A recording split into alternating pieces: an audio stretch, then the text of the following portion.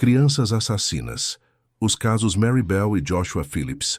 Mary Bell, 1968, Reino Unido. Infância e juventude. Mary Flora Bell nasceu em 26 de maio de 1957 em Newcastle upon Tyne, na região nordeste da Inglaterra.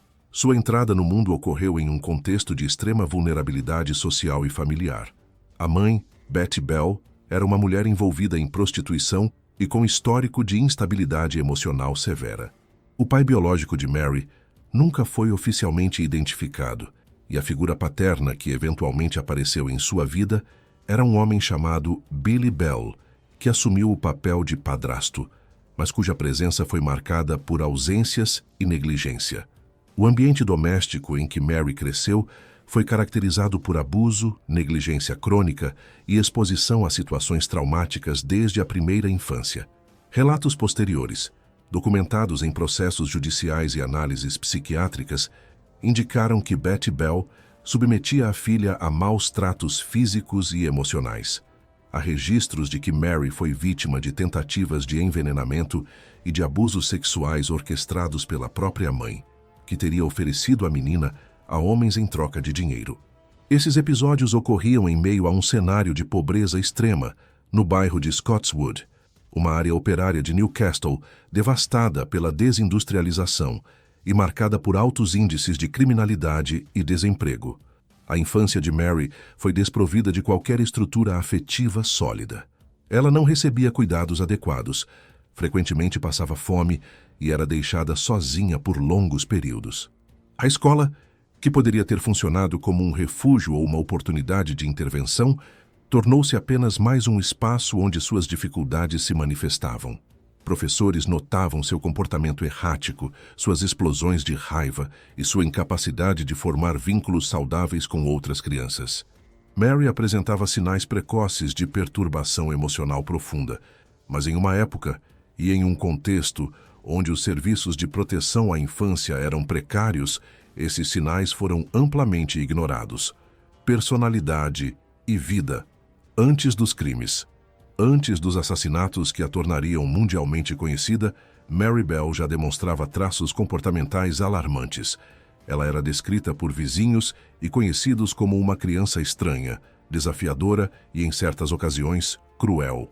Havia relatos de que ela maltratava animais, um indicador frequentemente associado a distúrbios graves de conduta. Mary também apresentava comportamentos agressivos em relação a outras crianças menores, manifestando uma tendência ao domínio e à intimidação. No ambiente escolar, Mary era considerada inteligente, mas indisciplinada.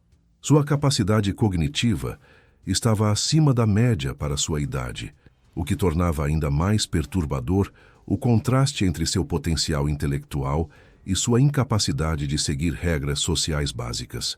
Ela mentia compulsivamente, manipulava situações a seu favor e demonstrava uma frieza emocional que desconcertava adultos ao seu redor. Essas características, somadas ao histórico de abuso, formavam um perfil de risco elevado para o desenvolvimento de psicopatologia grave. Mary não possuía amigos verdadeiros, embora mantivesse uma relação próxima com Norma Bell, uma menina 2 anos mais velha que morava na mesma vizinhança. Norma, apesar de compartilhar o sobrenome, não tinha parentesco com Mary. A relação entre as duas era complexa. Norma parecia exercer certa influência sobre Mary, mas também era influenciada por ela.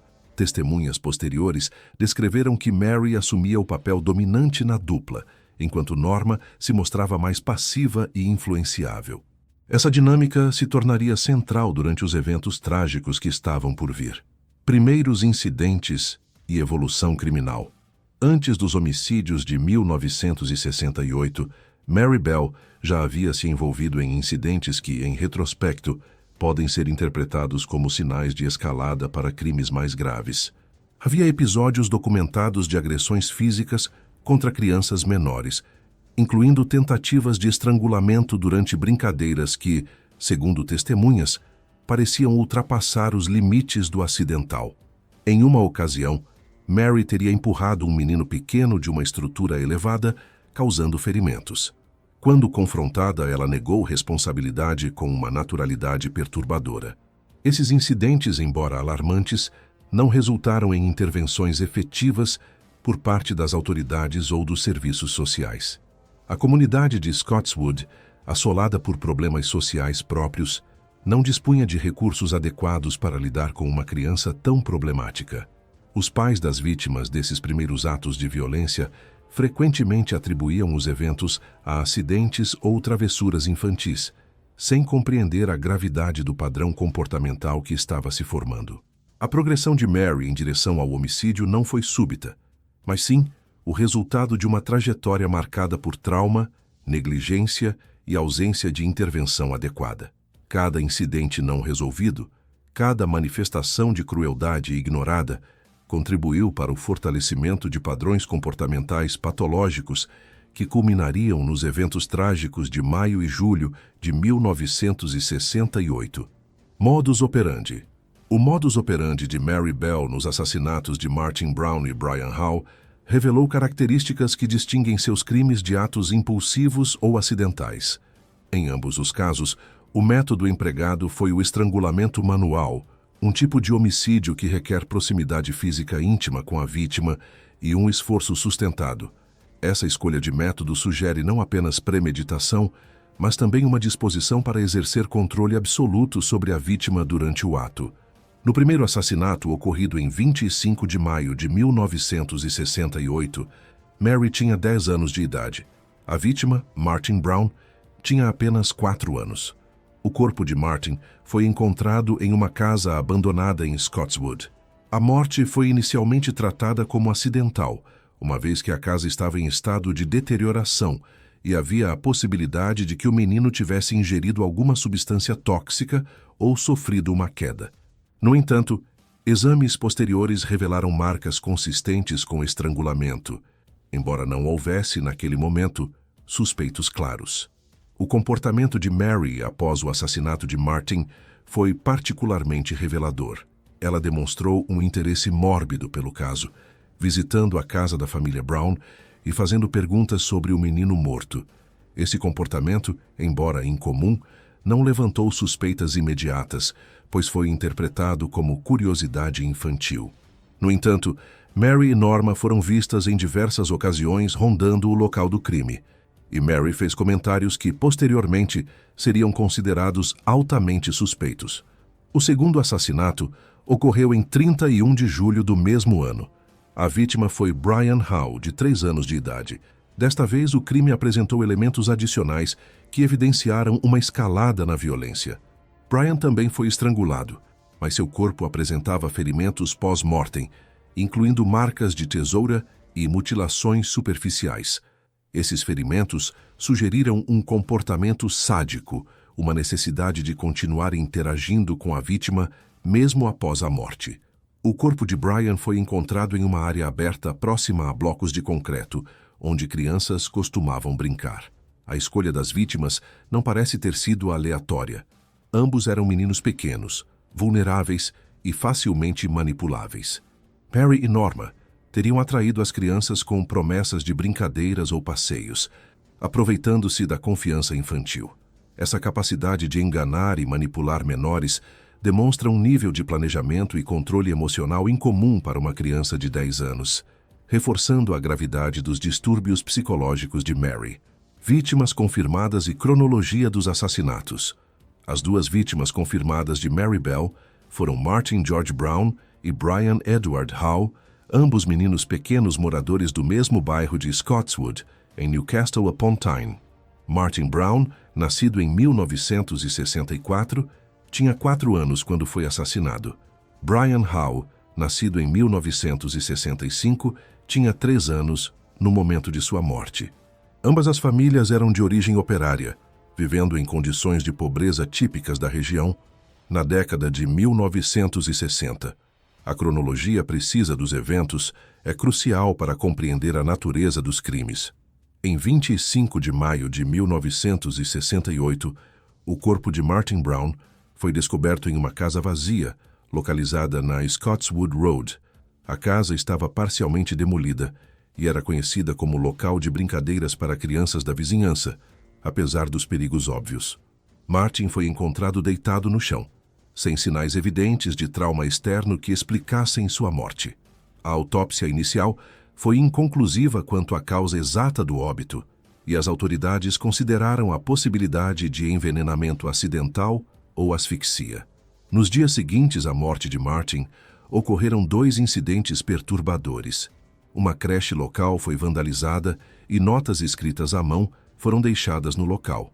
Uma delas continha a frase perturbadora: "Eu matei Martin Brown". As autoridades inicialmente trataram o vandalismo como obra de vândalos oportunistas, ou de alguém fazendo uma brincadeira de mau gosto, sem conectar diretamente o evento ao assassinato. Posteriormente, análises grafológicas sugeririam que a caligrafia era de Mary Bell.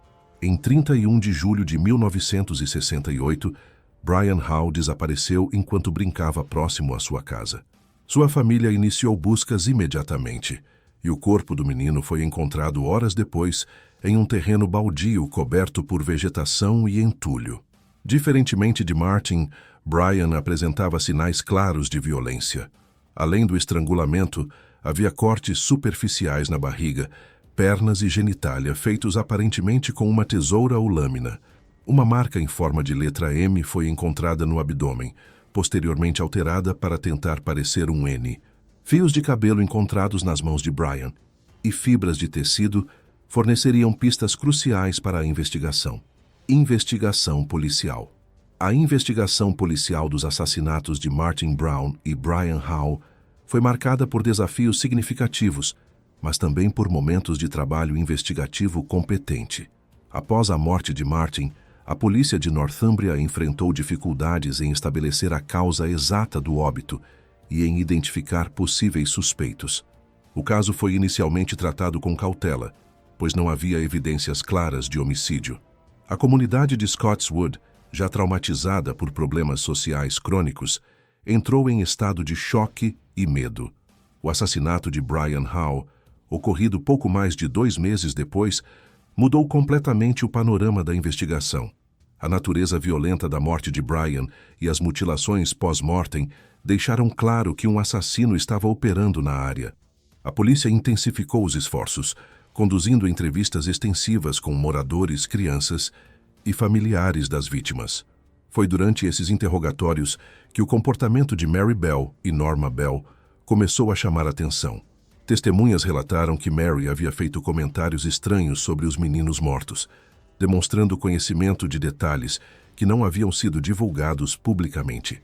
Ela havia dito a outras crianças que sabia como Brian havia morrido, descrevendo os ferimentos de maneira perturbadoramente precisa. Norma, por sua vez, estava visivelmente nervosa e contradizia suas próprias declarações durante os interrogatórios. A polícia começou a suspeitar que as 2 meninas poderiam estar envolvidas. Durante os interrogatórios formais, Mary manteve uma postura desafiadora e fria. Ela negou qualquer envolvimento nos assassinatos, mas sua linguagem corporal e suas respostas evasivas levantaram mais suspeitas. Norma, sob pressão, começou a fornecer informações que implicavam Mary como a principal responsável pelos crimes.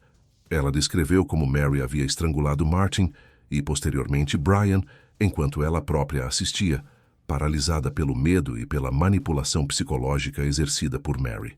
Evidências forenses também começaram a apontar na direção de Mary. Fibras de tecido encontradas no corpo de Brian correspondiam à roupa que Mary usava no dia do assassinato. A tesoura usada nas mutilações foi rastreada até a casa de Mary, onde havia sido encontrada com resquícios de sangue. Diante do conjunto de provas, Mary Bell e Norma Bell foram formalmente acusadas dos assassinatos em agosto de 1968. Mary tinha 11 anos na época da prisão. Norma, 13. Captura e julgamento. O julgamento de Mary Bell e Norma Bell começou em dezembro de 1968 na Newcastle Assize Court, perante o juiz Sir Ralph Cusack. O caso atraiu atenção nacional massiva, não apenas pela brutalidade dos crimes, mas principalmente pela idade das acusadas. A ideia de que uma criança de 10 anos pudesse cometer assassinatos premeditados desafiava concepções profundamente enraizadas sobre a inocência infantil e a capacidade de discernimento moral em idades tão precoces. A acusação, liderada pelo promotor Rudolph Lyons, apresentou um caso robusto contra Mary Bell. Testemunhas foram chamadas para descrever o comportamento perturbador de Mary antes e depois dos assassinatos. Evidências forenses, incluindo as fibras de tecido e a tesoura, foram apresentadas ao júri. O testemunho de Norma Bell foi particularmente prejudicial para Mary, pois Norma descreveu em detalhes como Mary havia cometido os assassinatos enquanto ela observava, incapaz de intervir. A defesa de Mary argumentou que ela sofria de distúrbios psicológicos graves decorrentes do abuso e negligência extremos que havia sofrido durante toda a vida. Psiquiatras foram chamados para testemunhar sobre o estado mental de Mary, descrevendo-a como uma criança profundamente traumatizada, incapaz de compreender plenamente a natureza e as consequências de seus atos. A defesa solicitou que Mary fosse considerada culpada de homicídio culposo, por responsabilidade diminuída e não de assassinato, argumentando que ela não possuía a capacidade mental necessária para formar a intenção de matar. O júri deliberou sobre as acusações durante várias horas. Em 17 de dezembro de 1968, o veredito foi anunciado. Mary Bell foi considerada culpada de 2 acusações de homicídio culposo por responsabilidade diminuída. O júri aceitou o argumento de que, embora Mary tivesse cometido os atos que resultaram nas mortes de Martin Brown e Brian Howe, sua capacidade mental estava significativamente comprometida devido aos distúrbios psicológicos que apresentava. Norma Bell, por outro lado, foi absolvida de todas as acusações, sendo considerada uma testemunha manipulada por Mary, e não uma cúmplice ativa. A sentença de Mary Bell refletiu a complexidade do caso.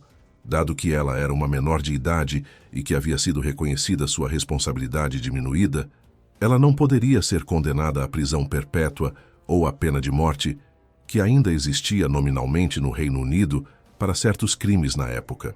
Em vez disso, Mary foi sentenciada à detenção at Her Majesty's Pleasure, uma forma de sentença indeterminada aplicada a menores que cometeram crimes graves.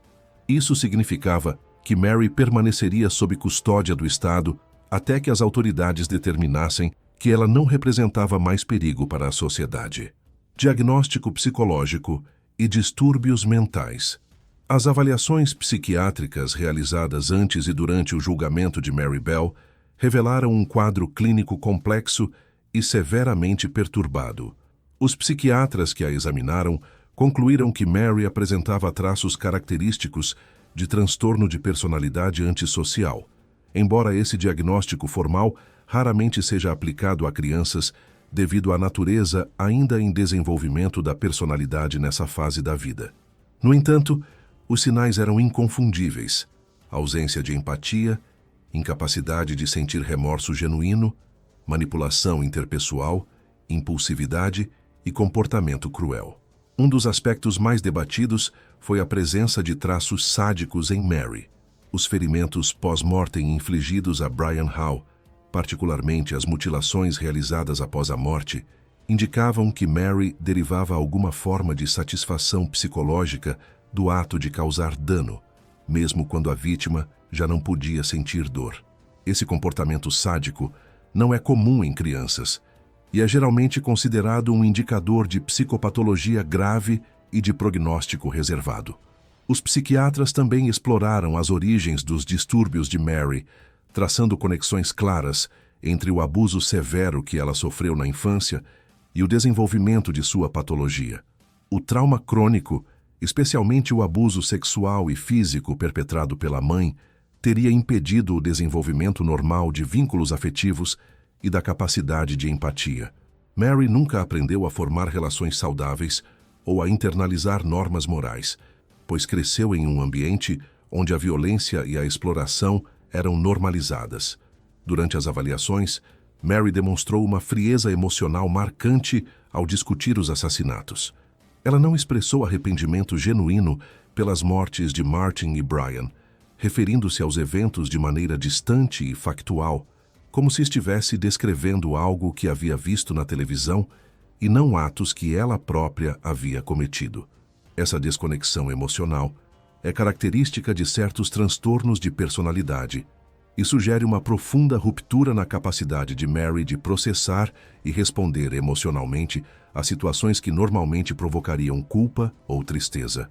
Apesar da gravidade de seus distúrbios, os psiquiatras também notaram que Mary possuía inteligência acima da média e capacidade de raciocínio abstrato. Essa combinação de inteligência e patologia tornava seu caso particularmente desafiador do ponto de vista terapêutico. O prognóstico era incerto. Alguns especialistas acreditavam que, com tratamento intensivo e prolongado, Mary poderia desenvolver alguma capacidade de empatia e controle sobre seus impulsos. Outros eram mais pessimistas, sugerindo que os danos psicológicos eram irreversíveis. Repercussão e impacto social.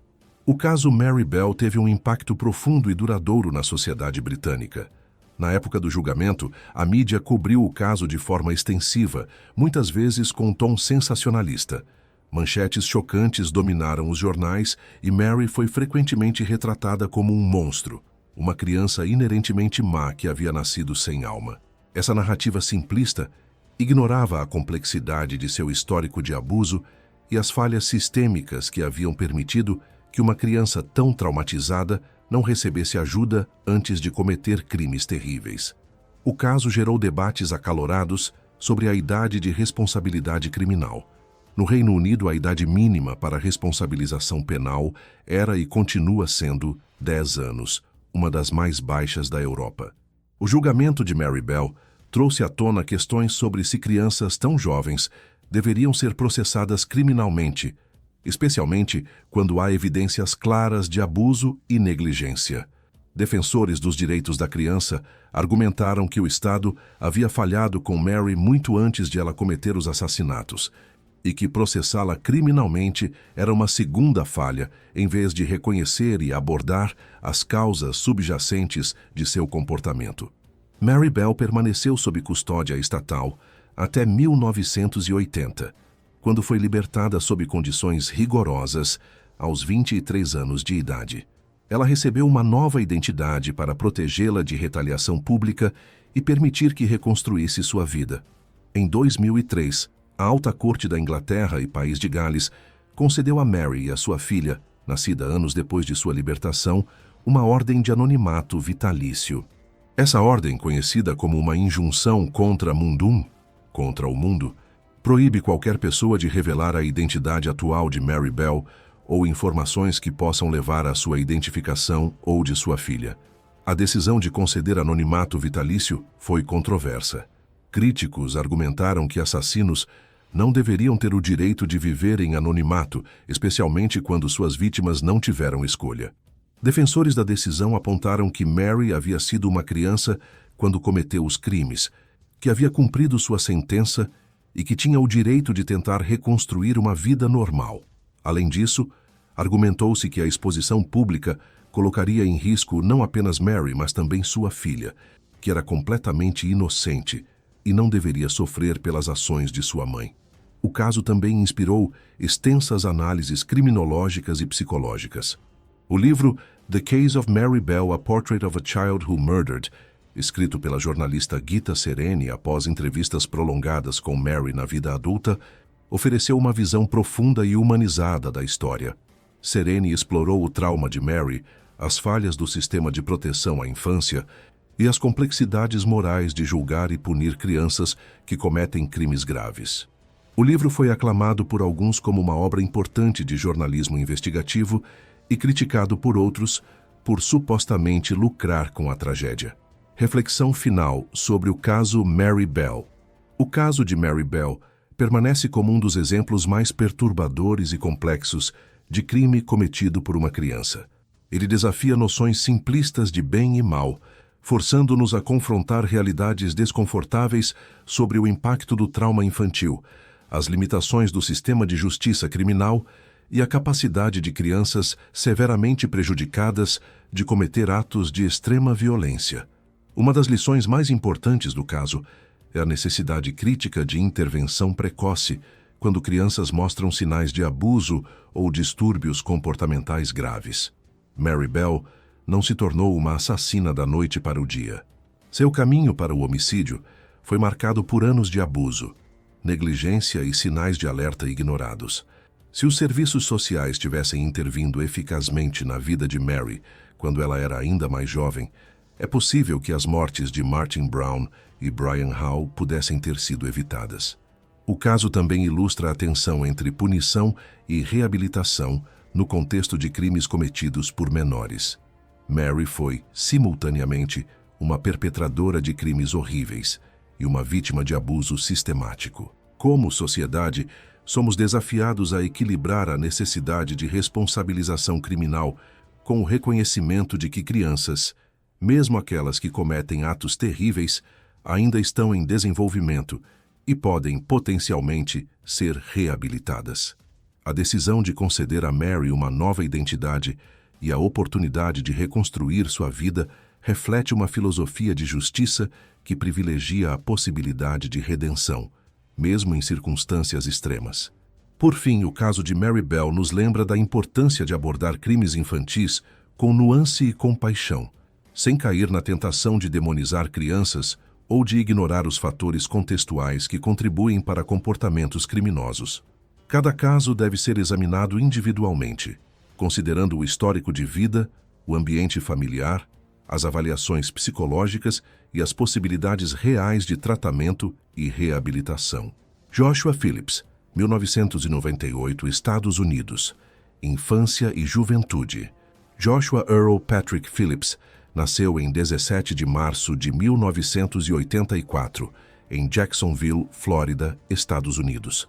Ao contrário de Mary Bell, Joshua cresceu em um ambiente que, externamente, parecia estável e funcional. Seus pais, Steve e Melissa Phillips, eram casados e mantinham uma residência em um bairro de classe média baixa de Jacksonville. A família não apresentava os sinais óbvios de disfunção que marcaram a infância de Mary Bell, o que tornou o crime cometido por Joshua ainda mais chocante para aqueles que o conheciam. No entanto, relatos posteriores sugerem que a dinâmica familiar não era tão saudável quanto parecia.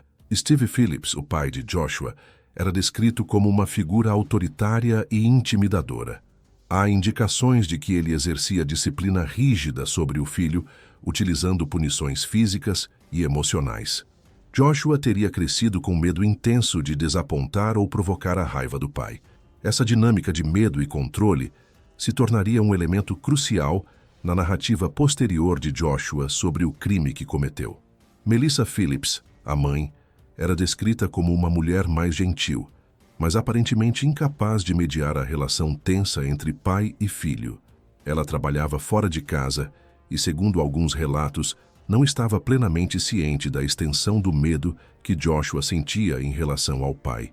A família mantinha uma fachada de normalidade perante a comunidade, frequentando eventos sociais e mantendo relações cordiais com os vizinhos. Joshua não apresentou os sinais precoces de distúrbio de conduta que Mary Bell havia demonstrado. Ele não era conhecido por maltratar animais, agredir outras crianças ou apresentar comportamentos antissociais graves. Essa ausência de sinais de alerta óbvios contribuiu para o choque coletivo quando o crime foi descoberto. No entanto, uma análise mais cuidadosa de sua infância revelaria alguns indicadores de vulnerabilidade psicológica, incluindo ansiedade, dificuldades em estabelecer limites apropriados e uma preocupação excessiva em evitar punições. Personalidade e vida antes do crime. Na adolescência, Joshua Phillips era percebido pelos colegas e professores como um jovem tranquilo, até mesmo tímido. Ele frequentava a Southside Middle School e tinha desempenho acadêmico mediano. Não era particularmente popular, mas também não era isolado socialmente.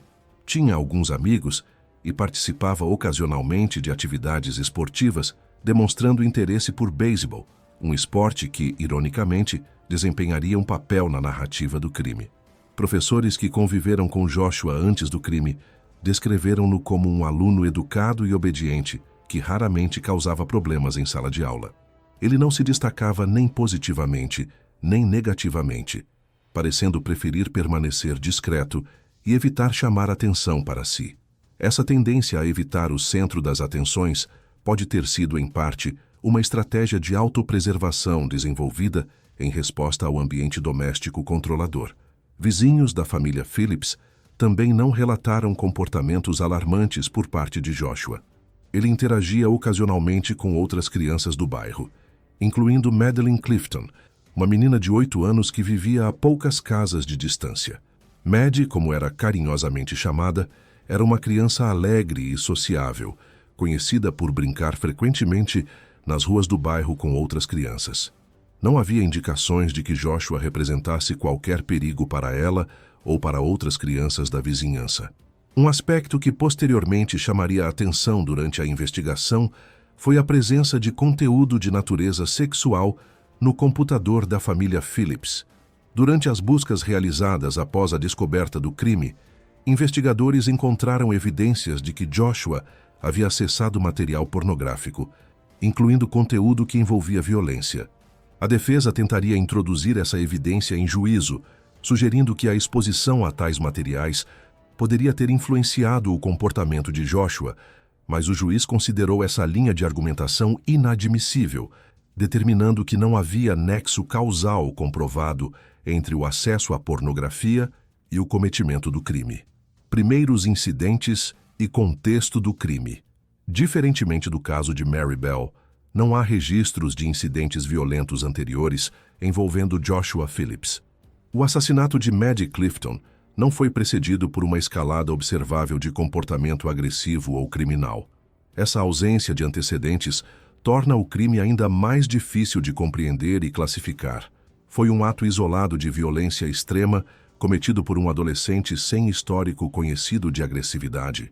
O contexto imediato do crime, segundo a versão apresentada por Joshua em depoimentos posteriores, teve início na tarde de 3 de novembro de 1998.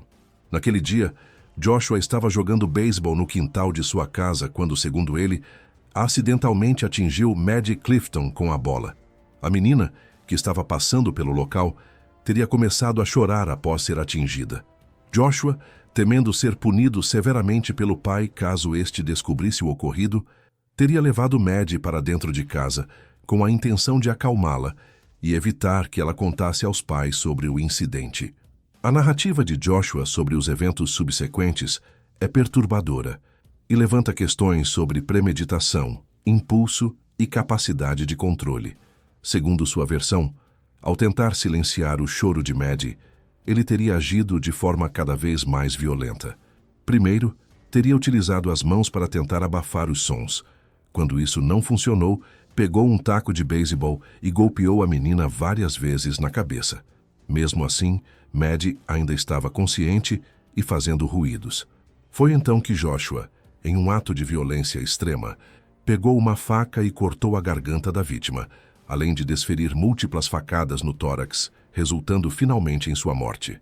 Essa sequência de eventos, conforme descrita por Joshua, sugere que o assassinato não foi um ato impulsivo único, mas sim uma série de decisões tomadas ao longo de um período de tempo. Cada ação representou uma escolha de escalar a violência, em vez de buscar ajuda ou interromper os atos. A escalada da violência, do uso das mãos ao taco e finalmente à faca, indica uma determinação em alcançar um objetivo específico: silenciar Maddie permanentemente. Modus operandi. O modus operandi de Joshua Phillips no assassinato de Maddie Clifton difere significativamente do padrão observado nos crimes de Mary Bell. Enquanto Mary demonstrou um comportamento aparentemente calculado e sádico, com evidências de prazer derivado do ato de causar dano, o crime de Joshua parece ter sido motivado inicialmente por pânico e medo das consequências de um acidente. No entanto, a brutalidade e a persistência da violência desafiam uma interpretação puramente situacional ou acidental. Após matar Maddie, Joshua enfrentou o problema de ocultar o corpo. Em vez de buscar ajuda ou confessar o ocorrido, ele tomou a decisão de esconder a vítima. Arrastou o corpo de Maddie para seu quarto e o colocou dentro da estrutura de sua cama de água. A cama tipo waterbed tinha uma base de madeira com espaço interno, e foi nesse compartimento que Joshua escondeu o corpo, cobrindo-o com lençóis e objetos pessoais. Essa ação demonstra a presença de espírito e capacidade de planejamento, mesmo em meio ao que ele descreveria posteriormente como pânico e confusão. Nos dias seguintes à morte de Maddie, Joshua continuou sua rotina normalmente. Ele frequentou a escola, interagiu com amigos e familiares e dormiu literalmente ao lado do corpo, em decomposição da vítima. Esse comportamento levanta questões profundas sobre dissociação psicológica e capacidade de compartimentalizar experiências traumáticas. Como um adolescente de 14 anos poderia manter uma aparência de normalidade enquanto o corpo de uma criança que ele havia assassinado estava escondido a poucos metros de distância? Durante os 7 dias em que o corpo permaneceu oculto, Joshua fez esforços para mascarar o odor crescente de decomposição. Ele utilizou produtos de limpeza e desodorizantes no quarto, tentando explicar o cheiro forte como resultado de derramamento de líquidos ou problemas com a cama de água. Seus pais, aparentemente sem suspeitar de nada extraordinário, aceitaram essas explicações, embora Melissa Phillips posteriormente relatasse que havia percebido um odor desagradável, mas não conseguira identificar sua origem. Vítima e cronologia dos fatos. Madeleine Ray Clifton, conhecida como Maddie, nasceu em 1990. Era a filha mais nova de Steve e Sheila Clifton, que também tinham outro filho. A família Clifton vivia em uma casa modesta no mesmo bairro dos Phillips, e Maddie era uma presença querida na comunidade. Ela frequentava a escola primária local, era descrita como uma menina alegre, cheia de energia e curiosidade. Maddie gostava de brincar ao ar livre, andar de bicicleta e interagir com outras crianças da vizinhança. Na tarde de 3 de novembro de 1998, Maddie saiu de casa para brincar, como fazia regularmente. Ela foi vista por última vez por volta das 5 da tarde, quando teria ido até a casa dos Phillips. Quando o anoitecer chegou e Maddie não retornou para casa, seus pais ficaram imediatamente preocupados. A família Clifton iniciou buscas na vizinhança, chamando o nome de Maddie e perguntando a vizinhos e amigos se a haviam visto. Quando as buscas iniciais não produziram resultados, a polícia de Jacksonville foi acionada. A polícia tratou o caso como um desaparecimento de criança de alta prioridade. Uma busca intensiva foi organizada, envolvendo policiais, voluntários da comunidade e cães farejadores. Cartazes com a foto de Maddie foram distribuídos por toda a cidade. A mídia local cobriu o caso extensivamente, e a história de Maddie rapidamente se tornou manchete regional. Os pais de Maddie fizeram apelos emocionados pela televisão, implorando por informações sobre o paradeiro de sua filha. Durante os 7 dias em que Maddie esteve desaparecida, a comunidade de Jacksonville viveu em estado de ansiedade e medo. Teorias sobre o que poderia ter acontecido com a menina proliferaram. Teria ela sido sequestrada, fugido de casa, sofrido um acidente? A possibilidade de que ela estivesse morta era considerada, mas ninguém na comunidade imaginava que seu corpo estaria tão próximo, escondido na casa de um vizinho adolescente que continuava sua rotina normalmente. Em 10 de novembro de 1998, uma semana após o desaparecimento, a verdade foi descoberta de maneira perturbadora. Melissa Phillips, a mãe de Joshua, estava limpando o quarto do filho quando notou uma mancha escura saindo debaixo da cama de água. Preocupada com o que parecia ser um vazamento significativo, ela decidiu investigar e começou a desmontar a estrutura da cama. O que ela encontrou foi o corpo de Maddie Clifton em avançado estado de decomposição. Melissa imediatamente chamou a polícia e Joshua foi preso momentos depois em sua escola. Investigação policial. A investigação policial do desaparecimento de Maddie Clifton havia sido intensa desde o primeiro momento. A polícia de Jacksonville mobilizou recursos significativos para encontrar a menina, conduzindo buscas porta a porta, entrevistando moradores e analisando possíveis pistas. Ironicamente, a casa da família Phillips havia sido uma das visitadas durante as buscas iniciais. Policiais haviam conversado com Joshua e seus pais, mas não encontraram nada suspeito. Joshua, mantendo sua compostura, havia negado ter visto Maddie naquele dia. Quando Melissa Phillips encontrou o corpo e chamou a polícia, a resposta foi imediata. Investigadores da divisão de homicídios chegaram rapidamente à residência e isolaram a cena do crime.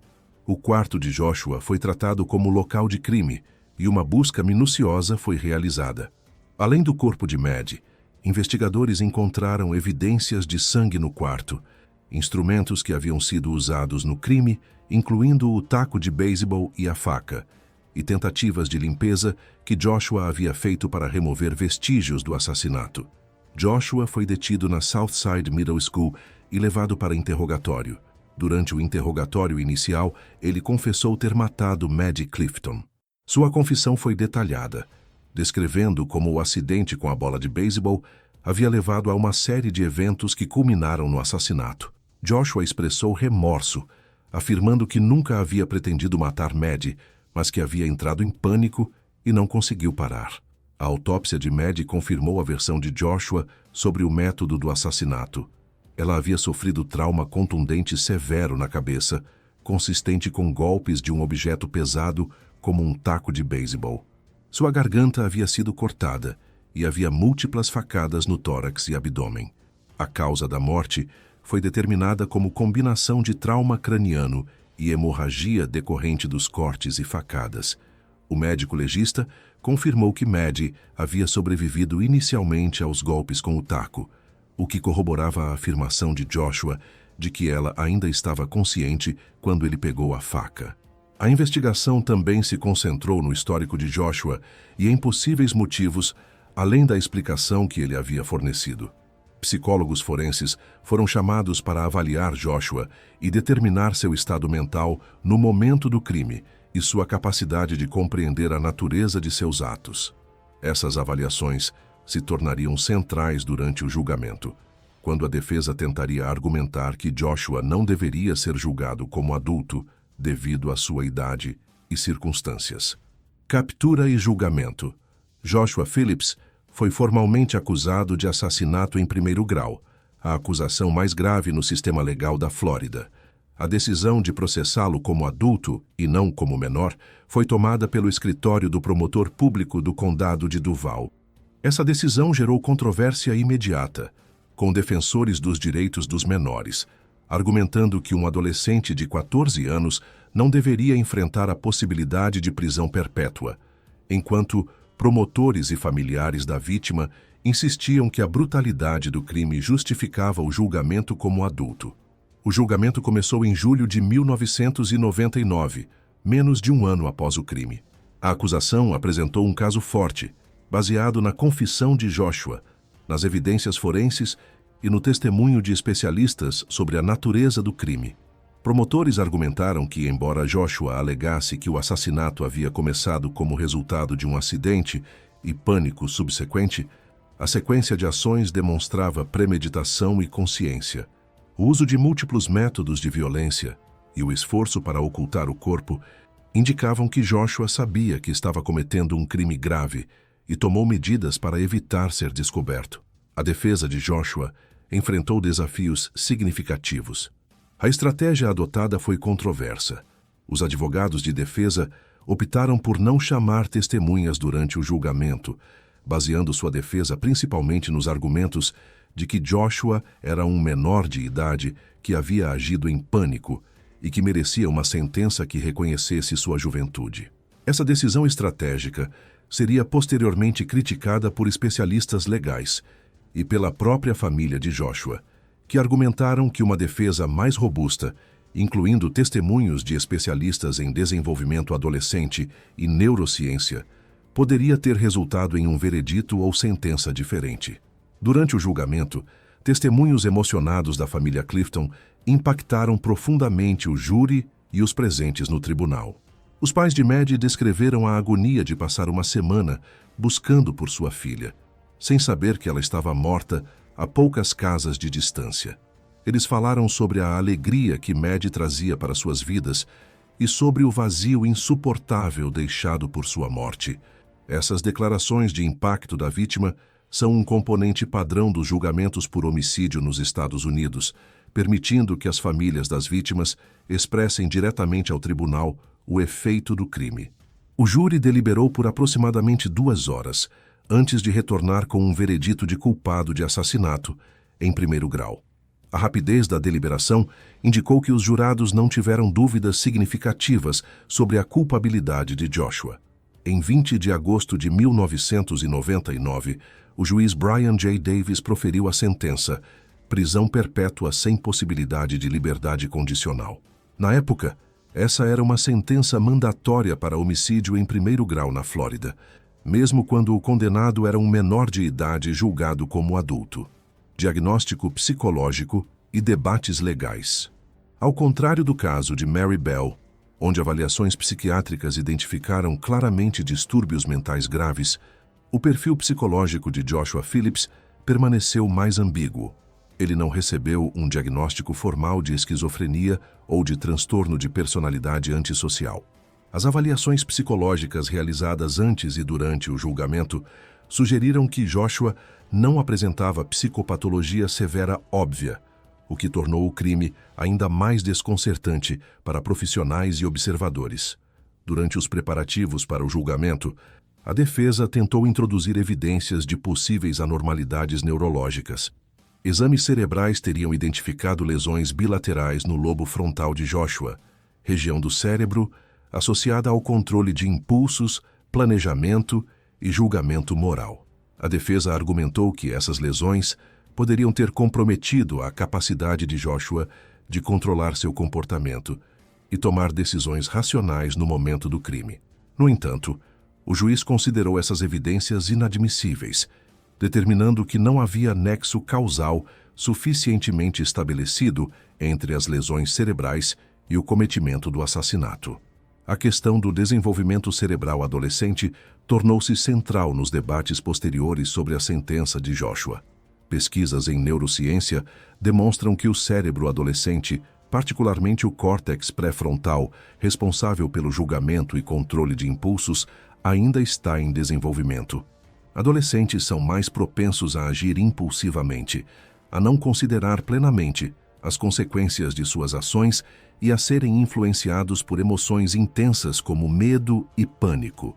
Essas descobertas científicas levantam questões sobre se adolescentes deveriam ser responsabilizados da mesma forma que adultos, por crimes cometidos enquanto seus cérebros ainda estão se desenvolvendo.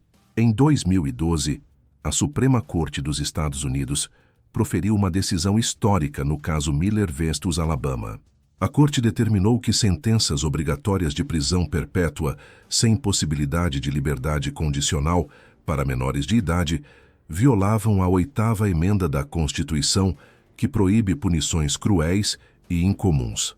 A decisão reconheceu que crianças são fundamentalmente diferentes de adultos em termos de desenvolvimento, capacidade de julgamento e potencial de reabilitação, e, portanto, merecem consideração especial no momento da sentença. Como resultado da decisão em Miller v. Alabama, Joshua Phillips tornou-se elegível para uma audiência de resentença. Em 2017, uma nova audiência foi realizada onde o juiz deveria considerar fatores específicos relacionados à juventude de Joshua no momento do crime, incluindo sua maturidade e ambiente familiar, circunstâncias do crime e potencial de reabilitação. Durante essa audiência, pela primeira vez, foram apresentadas evidências mais extensas sobre o histórico de Joshua, incluindo testemunhos sobre a disciplina rígida e o ambiente de medo criado por seu pai. Apesar dessas novas evidências e dos argumentos da defesa sobre o desenvolvimento adolescente, o juiz optou por manter a sentença de prisão perpétua. No entanto, a sentença foi modificada para permitir revisões periódicas, conforme exigido pela legislação da Flórida, após Miller v. Alabama. Isso significa que Joshua terá oportunidades futuras de buscar modificação de sua sentença, embora tais pedidos devam demonstrar reabilitação significativa e não representação de perigo para a sociedade. Repercussão e impacto social. O caso Joshua Phillips teve profundo impacto na comunidade de Jacksonville e gerou debates nacionais sobre justiça juvenil nos Estados Unidos. A natureza chocante do crime, um adolescente aparentemente normal assassinando uma criança vizinha e vivendo com o corpo por uma semana, desafiou percepções sobre quem é capaz de cometer atos de extrema violência. O caso foi extensivamente coberto pela mídia nacional, aparecendo em programas de televisão sobre crimes reais e gerando discussões sobre as causas e prevenção de violência juvenil. Para a comunidade de Jacksonville, o caso deixou cicatrizes duradouras. A família Clifton nunca se recuperou totalmente da perda de Maddie. Steve e Sheila Clifton tornaram-se defensores de leis mais rígidas contra crimes violentos cometidos por menores e participaram ativamente de audiências e debates públicos sobre o sistema de justiça juvenil. Eles consistentemente se opuseram a qualquer possibilidade de liberação de Joshua, argumentando que a brutalidade do crime e o sofrimento que ele causou justificam prisão perpétua sem exceção. O caso também alimentou debates mais amplos sobre punição versus reabilitação, no contexto de crimes cometidos por jovens. Defensores de reforma do sistema de justiça juvenil argumentam que sentenciar adolescentes à prisão perpétua é contraproducente e ignora evidências científicas sobre desenvolvimento cerebral e capacidade de mudança. Eles apontam estudos demonstrando que muitos jovens que cometem crimes graves, mesmo crimes violentos, podem ser reabilitados com intervenções apropriadas e não representam perigo para a sociedade na vida adulta. Por outro lado, promotores e defensores das vítimas argumentam que certos crimes são tão graves que justificam sentenças severas, independentemente da idade do perpetrador.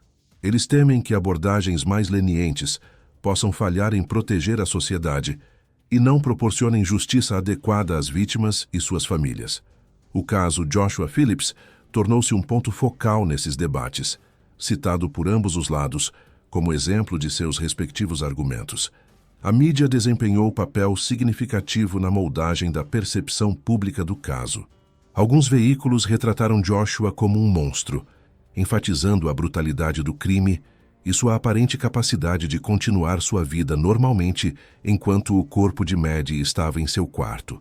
Outras coberturas exploraram as nuances do caso, questionando se um adolescente de 14 anos deveria receber prisão perpétua e examinando os fatores que poderiam ter contribuído para o crime, incluindo a dinâmica familiar e a alegada disciplina severa do pai. Documentários e programas de televisão sobre o caso continuam sendo produzidos, mantendo a história na consciência pública décadas após os eventos. Esses programas frequentemente apresentam entrevistas com investigadores, profissionais legais e membros da comunidade, oferecendo diferentes perspectivas sobre o crime e suas consequências. A disponibilidade contínua dessas produções na mídia garante que o caso Joshua Phillips permaneça como referência importante em discussões sobre justiça juvenil. Reflexão final sobre o caso Joshua Phillips. O caso de Joshua Phillips ilustra as complexidades inerentes aos crimes cometidos por adolescentes, particularmente quando esses crimes envolvem violência extrema.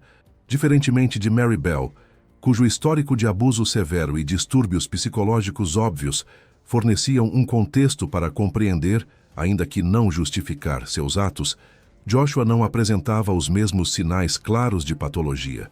Essa ausência de explicações óbvias torna seu caso ainda mais desafiador do ponto de vista legal e social. Uma das questões centrais levantadas pelo caso é até que ponto adolescentes devem ser responsabilizados criminalmente da mesma forma que adultos. A ciência neurológica fornece evidências claras de que o cérebro adolescente está em desenvolvimento e que áreas responsáveis pelo julgamento, controle de impulsos e consideração de consequências a longo prazo ainda não estão plenamente maduras.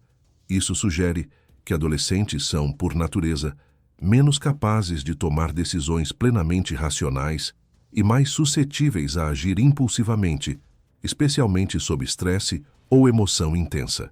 No entanto, reconhecer essas limitações do desenvolvimento adolescente não significa absolver jovens de responsabilidade por seus atos.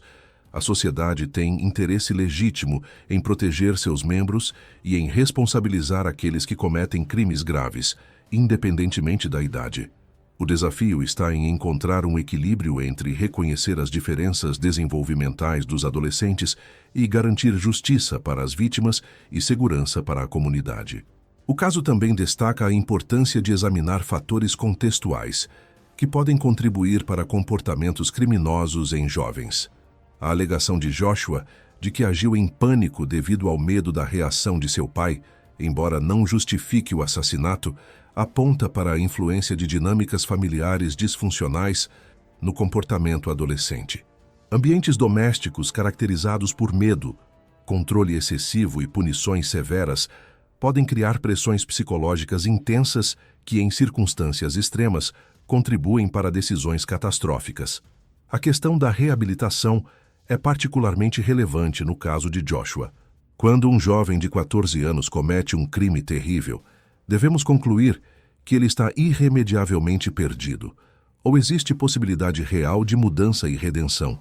A resposta a essa pergunta tem implicações profundas, não apenas para Joshua, mas para como a sociedade aborda a justiça juvenil de forma mais ampla. Se acreditamos que pessoas podem mudar, especialmente quando ainda estão em fases formativas do desenvolvimento, então, sentenças que eliminam completamente a possibilidade de eventual liberação parecem contradizer esse princípio. Por outro lado, a dor e o sofrimento da família Clifton são reais e permanentes. Maddie nunca terá a oportunidade de crescer, formar relacionamentos, perseguir seus sonhos ou contribuir para a sociedade. Sua vida foi brutalmente encerrada aos 8 anos de idade. Para sua família, nenhuma sentença será suficiente para compensar essa perda incomensurável. Esse é o dilema central dos sistemas de justiça criminal: como equilibrar as necessidades de punição, reabilitação, proteção social e respeito às vítimas. O caso Joshua Phillips permanece como um lembrete sóbrio das capacidades de violência que podem existir mesmo em indivíduos jovens e aparentemente normais. Ele nos desafia a questionar suposições sobre inocência infantil e adolescente, sem cair no extremo oposto de tratar jovens infratores como criminosos irrecuperáveis. Cada caso deve ser avaliado individualmente, considerando todos os fatores relevantes: a natureza do crime, o histórico do infrator, avaliações psicológicas, circunstâncias contextuais e, crucialmente, o potencial para mudança e reabilitação. Considerações finais. Análise comparativa dos casos.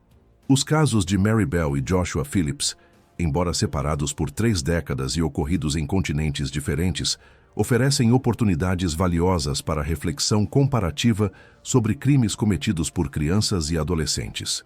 Ambos os casos envolveram jovens que tiraram vidas inocentes, mas as circunstâncias, contextos e respostas do sistema de justiça apresentaram diferenças significativas que iluminam questões mais amplas sobre responsabilidade criminal juvenil.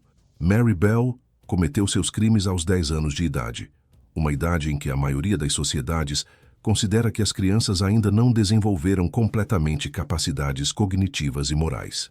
Seu histórico de abuso severo, negligência extrema e exposição a trauma crônico desde o nascimento forneceu um contexto claro para compreender, embora não justificar, seus atos.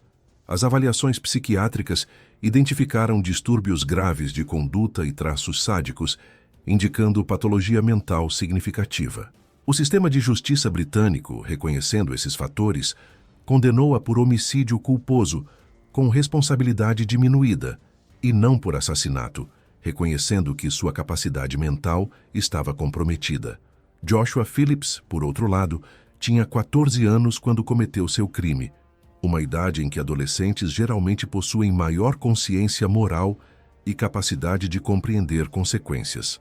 Seu histórico familiar, embora incluísse alegações de disciplina severa, não apresentava os sinais extremos de abuso que caracterizaram a infância de Mary.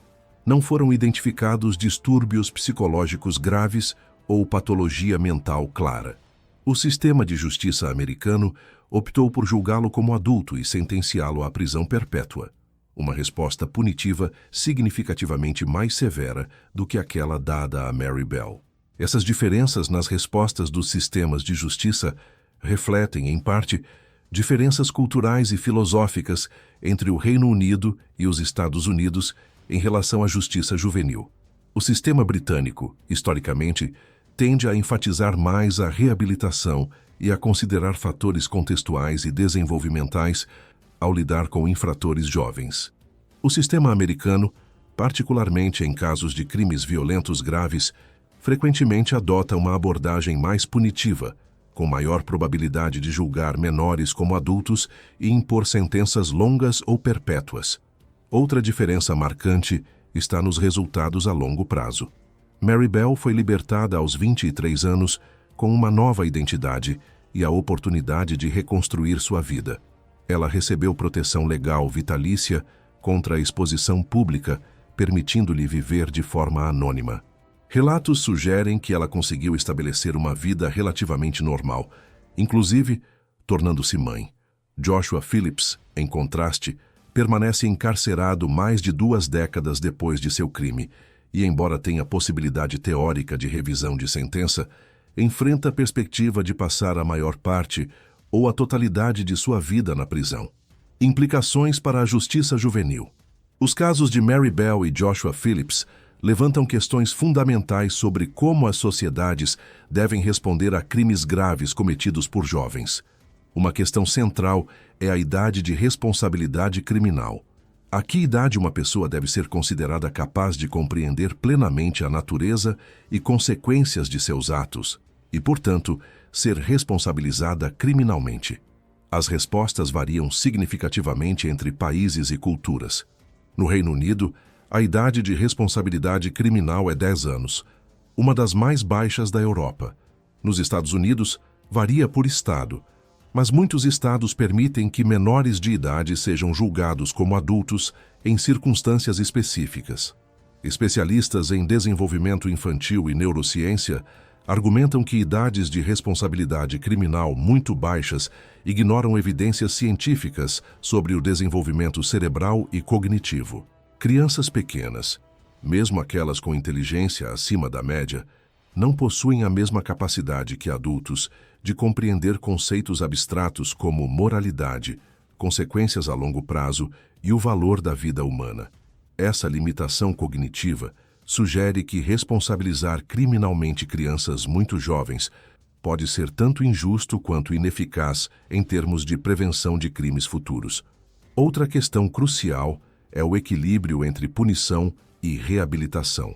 Sistemas de justiça juvenil eficazes devem buscar não apenas punir jovens infratores, mas também reabilitá-los e prevenir reincidência. Pesquisas demonstram que programas de reabilitação focados em tratamento psicológico, educação, desenvolvimento de habilidades e apoio comunitário são mais eficazes em reduzir reincidência do que punições puramente punitivas. Sentenças extremamente longas ou perpétuas para menores podem ser contraproducentes, eliminando incentivos para a reabilitação e condenando indivíduos a vidas sem esperança ou propósito.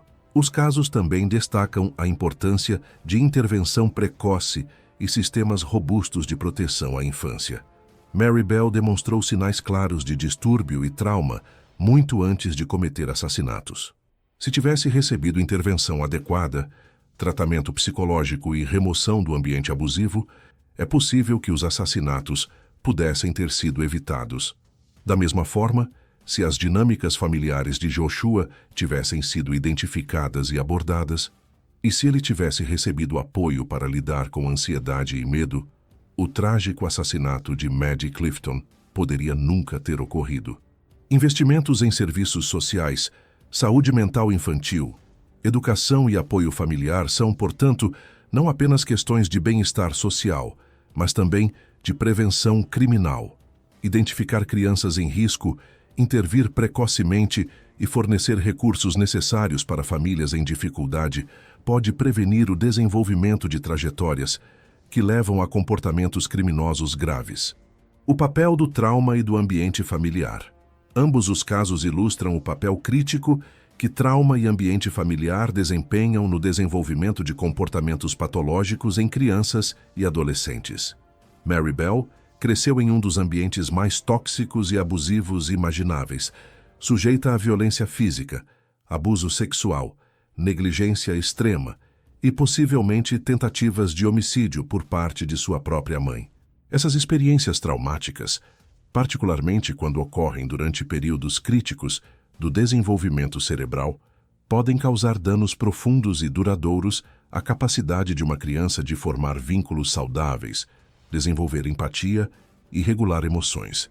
A neurociência moderna demonstra que trauma severo e crônico durante a infância pode alterar literalmente a estrutura e função do cérebro em desenvolvimento. Áreas responsáveis pela regulação emocional, controle de impulsos e processamento de ameaças podem ser afetadas, resultando em maior propensão a comportamentos agressivos, dificuldades em relacionamentos interpessoais e problemas de saúde mental ao longo da vida.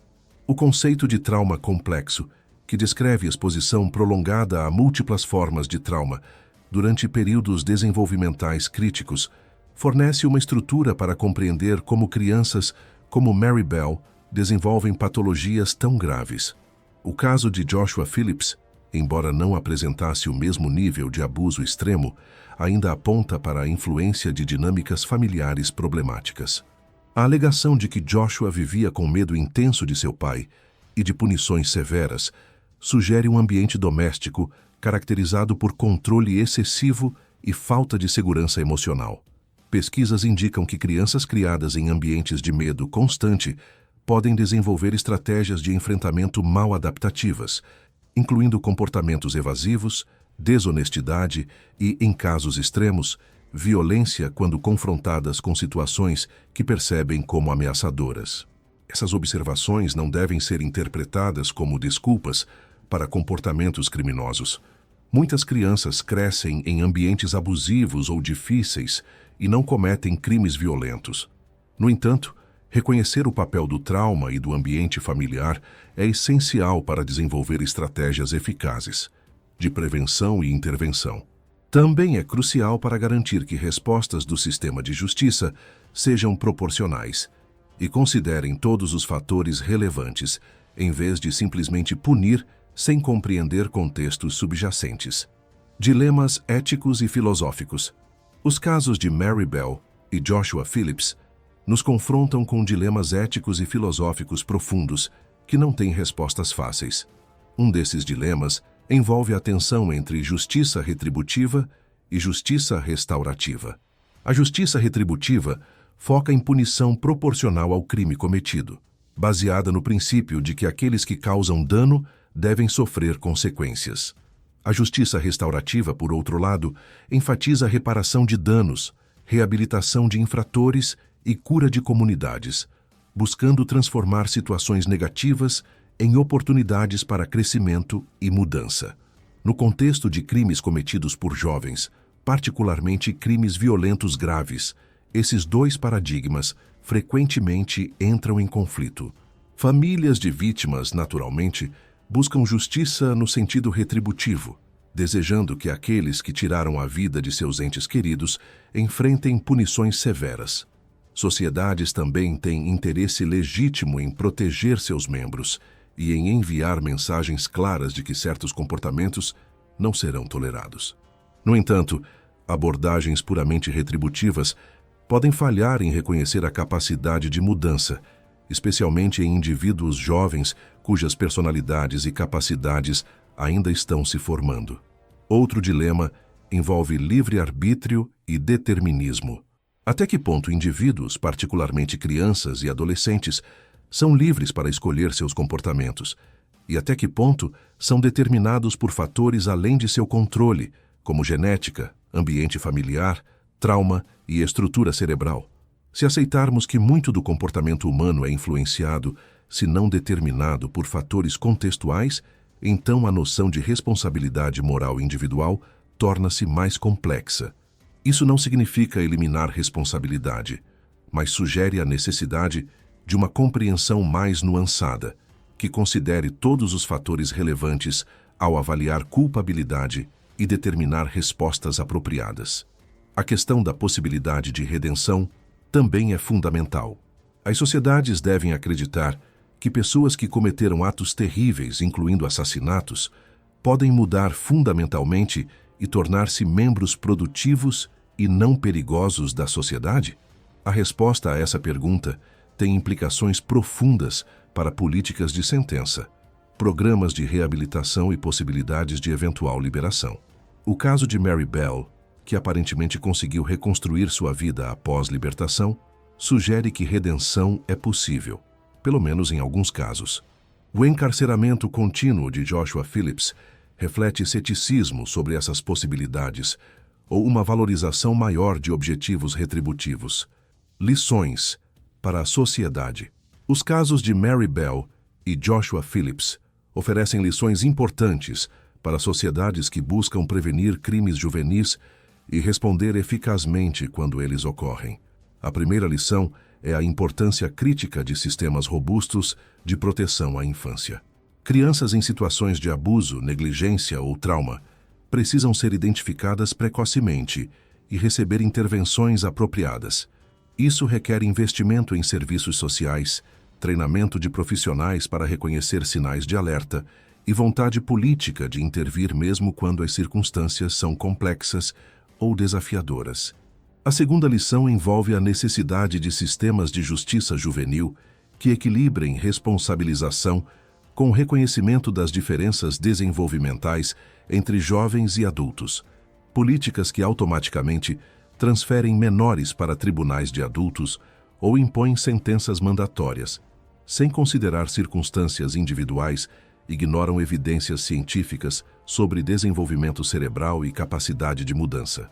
Sistemas mais eficazes avaliam cada caso individualmente, considerando idade, maturidade, histórico, circunstâncias do crime e potencial de reabilitação.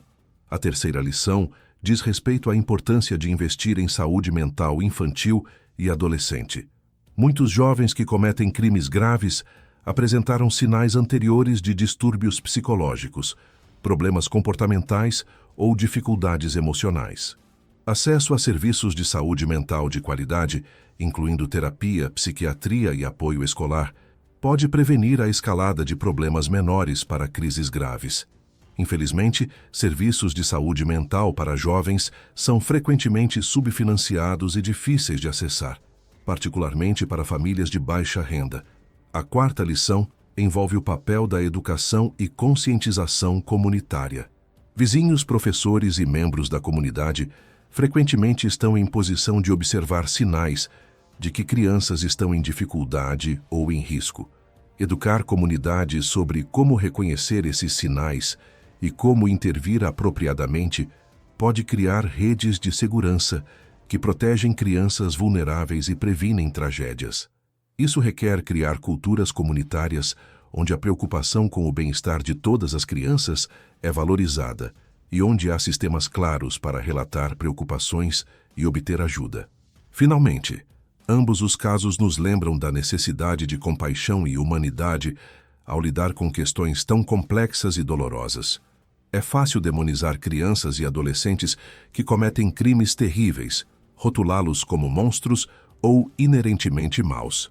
Essa tendência, embora compreensível emocionalmente, não serve aos interesses da justiça ou da segurança pública.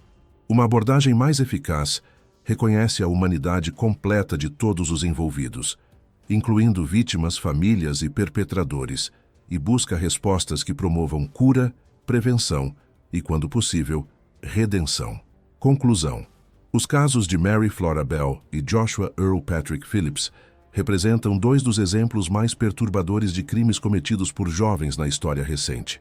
Mary, aos 10 anos de idade, tirou a vida de 2 meninos pequenos em circunstâncias que revelaram não apenas capacidade para violência extrema, mas também traços de crueldade sádica. Joshua, aos 14 anos, assassinou brutalmente uma vizinha de 8 anos e viveu com o corpo por uma semana, mantendo aparência de normalidade.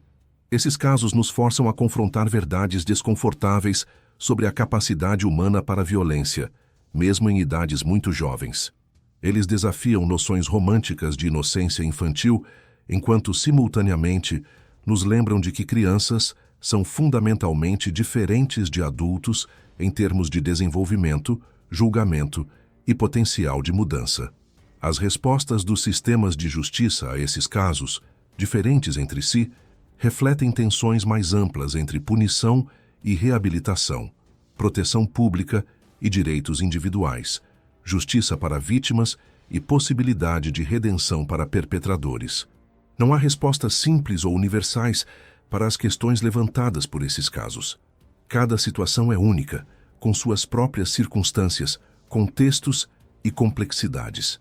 O que permanece claro, no entanto, é que sociedades têm responsabilidade de proteger todas as crianças, incluindo aquelas que são vulneráveis a abuso e trauma, e de responder a crimes juvenis de maneiras que sejam simultaneamente justas, eficazes e fundamentadas em evidências sobre desenvolvimento humano.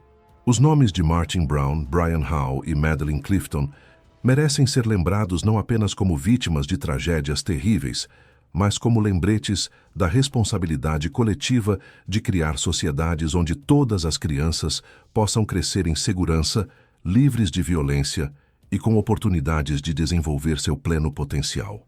As histórias de Mary Bell e Joshua Phillips, por mais perturbadoras que sejam, devem servir como chamados à ação para melhorar sistemas de proteção à infância, justiça juvenil e saúde mental, garantindo que futuras tragédias possam ser prevenidas e que respostas a crimes, quando ocorrem, sejam justas, compassivas e fundamentadas em nossos melhores conhecimentos sobre desenvolvimento humano e possibilidades de mudança.